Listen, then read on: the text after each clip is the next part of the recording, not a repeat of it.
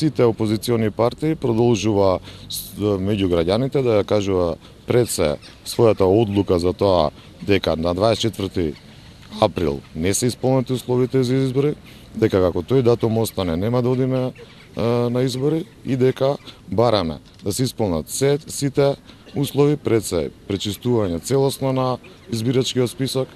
регулирање на фер медиуми и дури тогаш кога ќе бидат исполнети овие услови, дека нема проблем да одиме на фер избори на кои што можеме да победиме.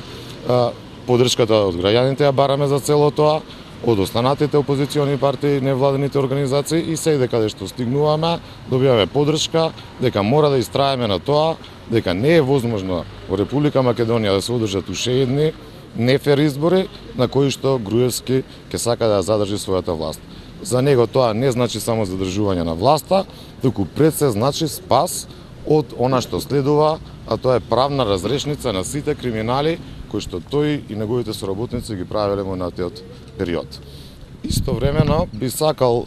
да кажам дека она што во периодов се обидувавме да го направиме, тоа е во мојот ресор спречување на финансиска корупција на изборите.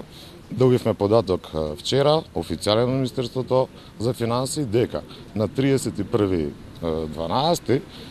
имаме историски највисок јавен долг од над 4 милиарди, односно 4 милиарди и 224 милиони евра. Тоа е историски најголем долг во апсолутна вредност од кога е самостојна оваа држава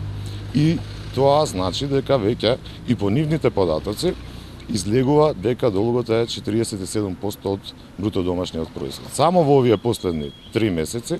односно до 90 дена во последната година, оваа влада не задолжувала по 3 милиони евра. Доколку не успеевме да преполовиме евроврзницата, задолжувањето ќе беше дневно по 6 милиони евра. Ако продолжи ова темпо, имајќи во предвид дека власта и во првите 2-3 недели од јануари задолжи за 40 милиони евра, негде во средината на годината долгот ќе стигне над 50% и тоа е веќе класично должничко робство или Македонија влегува во фаза на високо задолжена држава, која што нема да може да ги сервисира своите долгови натаму.